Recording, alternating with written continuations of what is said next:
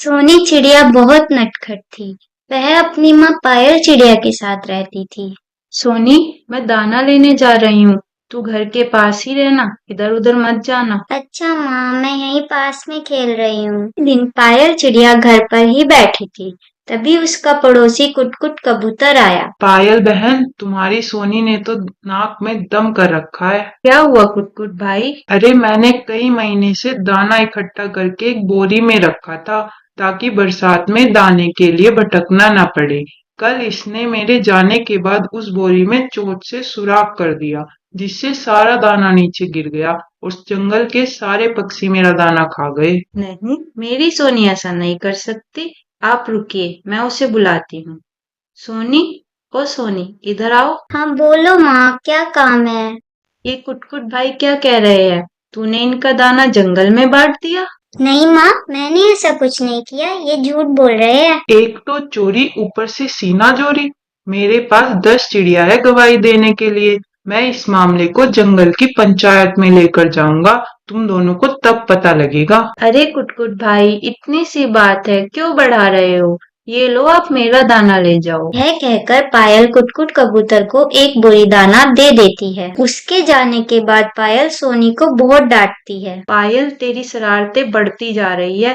पहले भी तूने मिट्ठू तोते की सारी मिर्चें पानी में गिरा दी थी। तेरा कुछ इंतजाम करना ही पड़ेगा। मुझे माफ कर दो माँ, मैं अब ऐसा नहीं करूँगी। सोच ले, अगर तूने अब शरारत की तो मैं तेरी शादी कालू कौवे से करा दूंगी। कुछ दिन बाद गांव से टोनी कबूतर जंगल में आता है। वह बहुत सीधा साधा था। सोनी चिड़िया को उसके बारे में पता लग जाता है। वह उसे परेशान करने की तरकीब ढूंढने लगती है। जब टोनी कबूतर अपने घर में बैठा था तो सोनी चिड़िया उसके घर पहुंच जाती है। तुम कौन हो? तुम इस जंगल में नए आए हो, मुझे नहीं जानते। मैं जंगल के राजा की खास सेनापति हूँ। इस जंगल में जो भी आता है उसे यहाँ रहने का किराया देना पड़ता है। कल से जितना भी दाना लाओ उसका आधा राजमहल में जमा करा देना। लेकिन मैंने तो इसके बारे में नहीं सुना। जो जंगल का कानून नहीं मानते उन्हें जंगल की जेल में डाल देते हैं। अब बताओ, कर चुकाना है या जेल जाना है? ठीक है, मैं कल जाकर आधा दाना राजमहल में जमा करा दूंगा। नहीं नहीं, कल से हम खुद आकर ले जाएंगे। अगले दिन से सोनी चिड़िया हर दिन टोनी कबूतर से दाना लेकर अपने घर रख लेती थी। इसी तरह कुछ दिन बीत गए। एक दिन टोनी कबूतर अपना घर छोड़कर जाने की तैयारी कर रहा था। तभी कुटकुट कबूतर उसके पास आकर जाने की वजह पूछता है। टोनी कबूतर उसे सारी बात बता देता है।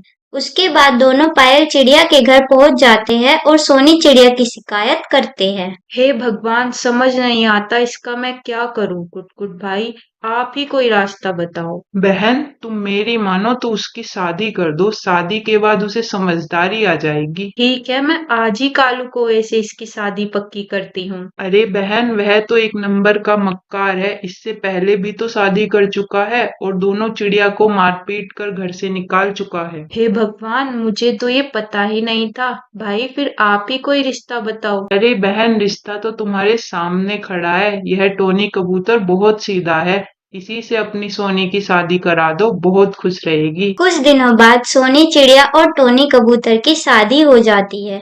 शादी के बाद सोनी चिड़िया टोनी से माफी मांगती है और वह शरारत करना बंद कर देती है।